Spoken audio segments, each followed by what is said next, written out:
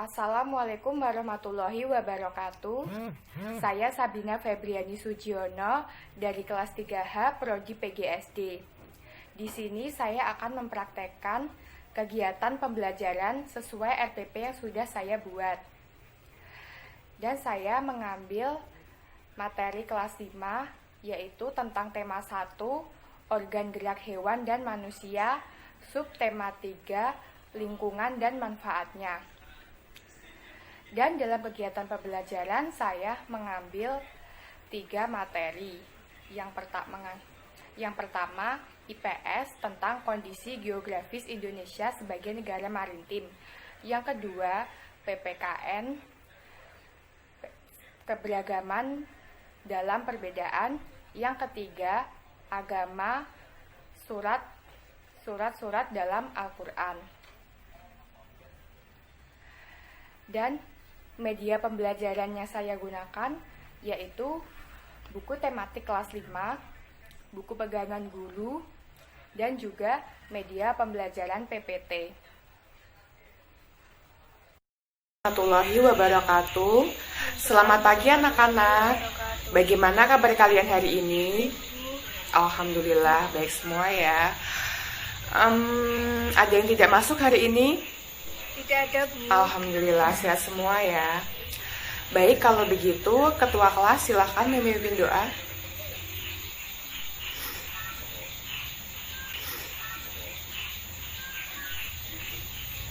Baik anak-anak, materi hari ini kita akan mempelajari tentang tema 1 yaitu organ gerak hewan dan manusia, subtema 3, lingkungan dan manfaatnya. Adapun tujuan dari pembelajaran kita hari ini yaitu yang pertama, dengan mendengar siswa mampu mengidentifikasi pengaruh sosial, ekonomi, budaya terhadap letak geografis Indonesia. Yang kedua, dengan membaca siswa dapat mengidentifikasi batas-batas wilayah teritorial laut Indonesia. Yang ketiga, dengan membaca siswa dapat memahami makna keberagaman dan perbedaan. Yang keempat, dengan pemberian tugas, siswa dapat teliti dalam mengerjakan tugas dari guru.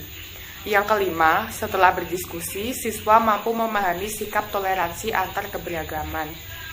Yang keenam, setelah membaca, siswa dapat mengetahui makna surat Al-Hujurat ayat 13. Yang ketujuh, setelah membaca, siswa dapat mengetahui arti surat Al-Hujurat ayat 13.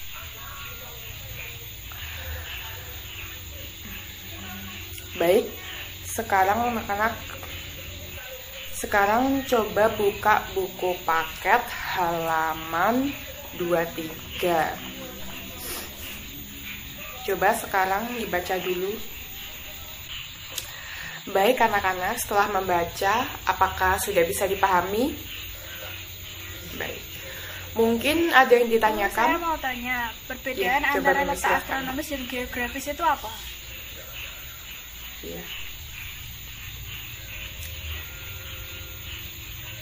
Iya, baik. Jadi begini anak-anak. Letak astronomis yaitu letak di mana posisi bumi pada garis lintang dan garis bujur. Biasanya, letak astronomis ini mempengaruhi iklim serta cuaca. Sedangkan letak geografis ini letak suatu wilayah di antara wilayah-wilayah yang lain. Misalnya Indonesia sendiri terletak di antara 2 benua, yaitu benua Asia dan benua Australia, dan terletak diapit oleh 2 samudra, yaitu Samudra Hindia dan Samudra Pasifik. Ya, jika garis astronomis itu mempengaruhi iklim dan cuaca, sedangkan letak geografis itu mempengaruhi budaya suatu wilayah. Jadi, seperti itu. Mungkin ada yang ditanyakan lagi? Baik, jika tidak, jadi begini ya anak-anak. Indonesia itu merupakan negara maritim dengan kepulauan terbesar di dunia. Luas wilayah Indonesia yaitu terbentang dari Sabang hingga Merauke. Tak hanya luas, Indonesia juga memiliki kondisi geografis yang strategis. Letak geografis sendiri dilihat dari kenyataannya di bumi atau posisi wilayah pada bola bumi jika disandingkan dengan posisi wilayah lain. Secara geografis, Indonesia terletak antara dua benua, yaitu Australia dan Asia, serta dua samudra, yaitu Samudra Hindia dan Samudra Pasifik.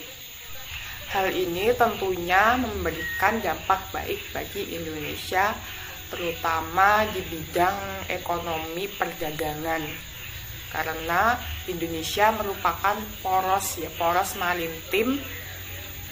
Jadi ketemunya pedagang-pedagang di seluruh dunia itu banyak yang melewati laut atau pulau di Indonesia, dan ini sangat menguntungkan sekali bagi Indonesia. Jalur perdagangan internasional.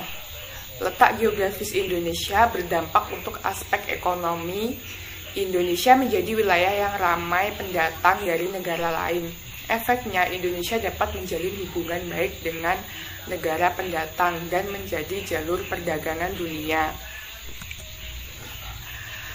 Kedua, menambah devisa lewat pariwisata. Selain menjadi jalur perdagangan, Indonesia juga berpotensi menambah devisa negara melalui bidang pariwisata.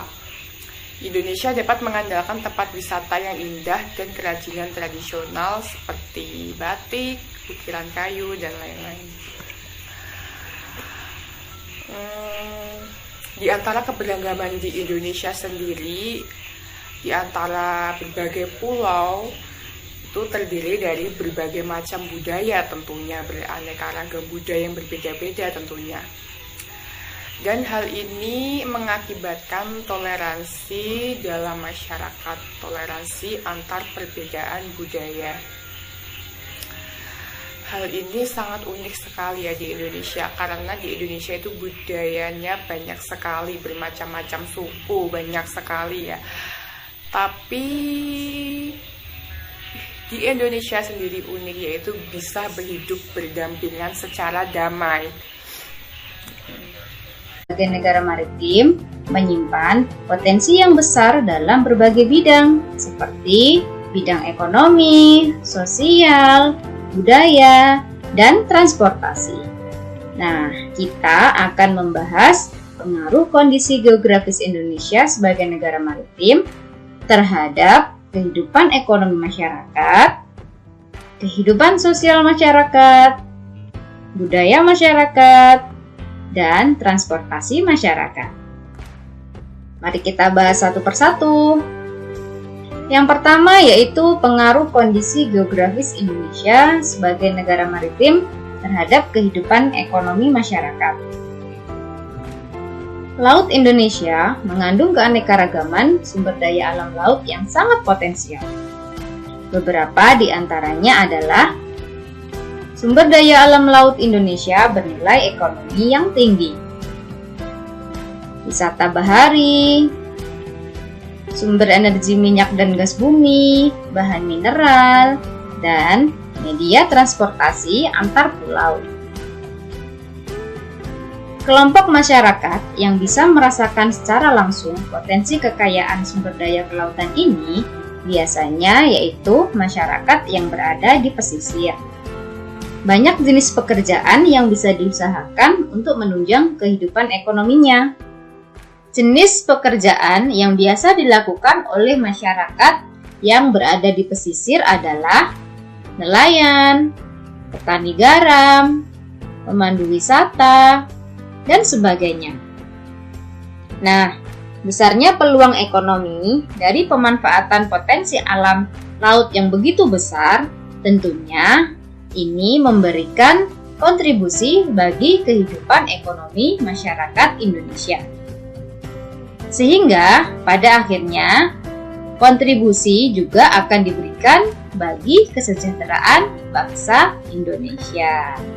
Nah, itu tadi pengaruh kondisi geografis Indonesia sebagai negara maritim terhadap kehidupan ekonomi masyarakat yang ada di Indonesia. Yang kedua, kita akan membahas tentang pengaruh kondisi geografis Indonesia sebagai negara maritim bagi kehidupan sosial masyarakat. Sebagai negara maritim yang berada di antara dua benua, membawa pengaruh terhadap kehidupan sosial budaya bangsa Indonesia. Karena Indonesia menjadi jalur perdagangan dunia. Mau tidak mau, negara di seluruh belahan dunia akan melewati dan mampir ke Indonesia. Pedagang-pedagang dari berbagai negara tersebut tentunya memiliki latar belakang yang berbeda antara satu dengan yang lainnya. Nah, para pedagang yang mampir dan ada sebagian yang menetap di Indonesia turut membawa adat budaya dari negara asalnya. Lambat laun, adat budaya yang dibawa akan berbaur bahkan melebur dengan adat budaya asli Indonesia. Nah, beberapa dampak yang diakibatkan adalah komunikasi dan interaksi antar penduduk menjadi lebih mudah. Terjadinya peleburan nilai-nilai antar pulau dan antar negara. Munculnya perkampungan etnis tertentu, terjadinya perubahan perilaku masyarakat, dan yang terakhir terjadinya perpindahan ilmu dan teknologi. Itu beberapa pengaruh kondisi geografis Indonesia bagi kehidupan sosial masyarakat. Selanjutnya kita akan membahas tentang pengaruh kondisi geografis Indonesia sebagai negara maritim bagi kehidupan budaya masyarakat. Budaya antara suku bangsa satu dengan yang lain pasti berbeda-beda. Karena Indonesia ini terdiri dari beberapa pulau. Sudah pasti budayanya juga berbeda. Seperti bahasa, adat istiadat, tradisi, sistem kepercayaan, dan sebagainya. Nah, ciri keberagaman budaya lokal Indonesia dapat dilihat dari beberapa hal. Yang pertama yaitu keragaman suku. Nenek moyang bangsa Indonesia berasal dari Cina Selatan. Mereka bermigrasi kemudian bercampur dengan penduduk indigenus dan Indo-Aryan dari Asia Selatan. Kemudian terus berkembang hingga membentuk suku-suku bangsa. Nah, suku-suku bangsa di Indonesia diklasifikasikan menjadi 19 suku bangsa hidup. Yang kedua, keragaman bahasa. Indonesia masuk ke dalam rumpun bahasa Australia Asia. Rumpun ini terbagi menjadi dua subrumpun, yakni bahasa Austronesia Barat atau bahasa Indonesia Melayu dan bahasa Austronesia Timur atau Polinesia. Yang ketiga yaitu keragaman religi. Indonesia memiliki 6 agama yang diakui secara resmi oleh pemerintah, yakni agama Islam, Katolik, Kristen, Hindu, Buddha, dan Konghucu. Selain itu, berkembang juga aliran-aliran dan kepercayaan. Yang terakhir yaitu keragaman seni dan budaya. Nah, keberagaman seni dan budaya ini memberikan manfaat bagi bangsa Indonesia. Misalnya dalam bidang bahasa, kebudayaan daerah yang berwujud dalam bahasa daerah dapat memperkaya perbendaharaan istilah dalam bahasa Indonesia. Sementara dalam bidang pariwisata, potensi keberagaman budaya dapat dijadikan sebagai objek dan tujuan wisata, sehingga bisa menghasilkan devisa bagi bangsa. Adapun dampak dari segi budaya sendiri adalah yang pertama yaitu lebih mudah mengenal budaya asing. Karena mudahnya pengaruh luar yang masuk Indonesia, maka masyarakat Indonesia lebih mengenal budaya asing. Seperti dalam bidang musik, masyarakat Indonesia lebih tahu musik luar seperti hip hop, jazz, R&B daripada lagu daerah seperti karawitan atau gambang kromong. Yang kedua yaitu menurunnya nilai moralitas suatu bangsa. Tontonan dan adegan dalam film yang kurang, bahkan tidak pantas, membawa efek buruk bagi bangsa Indonesia. Sebagian besar adegan ditiru oleh artis-artis dalam negeri dan masyarakat menganggapnya sebagai gaya hidup. Semacam pusat gaya yang perlu ditiru, terutama oleh anak-anak muda. Padahal itu semua bisa membuat turunnya nilai moralitas suatu bangsa. Yang ketiga yaitu budaya Indonesia dikenal. Dikenalnya kebudayaan Indonesia ini akibat ramainya perdagangan dan pariwisata yang ada di Indonesia. Nah, yang terakhir yaitu timbulnya beraneka ragam kebudayaan dan adat akibat pengaruh dari luar. Contohnya seperti wayang di Jawa yang terinspirasi dari cerita dari India dan hukum adat di Aceh yang terpengaruh oleh hukum Islam. Nah, itu tadi beberapa pengaruh kondisi geografis Indonesia sebagai negara maritim bagi kehidupan budaya masyarakat Indonesia. Yang terakhir yaitu pengaruh kondisi geografis Indonesia sebagai negara maritim bagi kehidupan transportasi masyarakat. Adapun jenis atau moda transportasi yang efektif digunakan yaitu kapal laut dan pesawat terbang. Nah, kapal laut dan pesawat terbang ini harus didukung dengan adanya bandar udara dan pelabuhan yang memadai. Ketersediaan pelabuhan dan bandara yang memadai ini bisa meningkatkan mobilitas masyarakat antar pulau. Jika penyediaan dan penggunaan moda transportasi antar pulau memadai, ini akan sangat membantu kehidupan masyarakat. Seperti yang kita tahu bahwa Indonesia merupakan wilayah yang berupa kepulauan, sehingga mempengaruhi pemerataan program pembangunan dan hasil-hasilnya. Sehingga kemajuan tidak hanya berpusat pada daerah-daerah tertentu saja.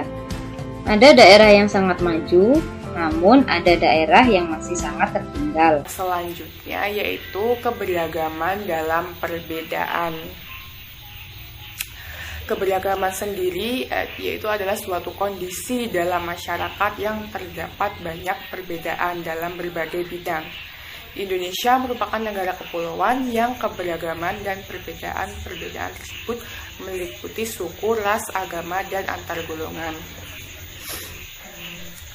Coba anak-anak sekarang buka buku paket halaman 20-22. Coba dibaca terlebih dahulu. Kemudian ibu minta memberikan tugas yaitu untuk mengidentifikasi perbedaan-perbedaan yang ada di masyarakat, toleransi perbedaan-perbedaan yang ada di masyarakat. Tolong kerjakan secara individu dulu. Nanti siswa maju persatu ya. Sudah, Bu. Dijelaskan toleransi budaya yang ada di masyarakat. Bagaimana anak-anak? Apakah sudah selesai? Baik. Sekarang coba tolong maju persatu. Siapa yang mau maju duluan? Oke, coba segera kamu maju duluan. Subhanallah ya anak-anak.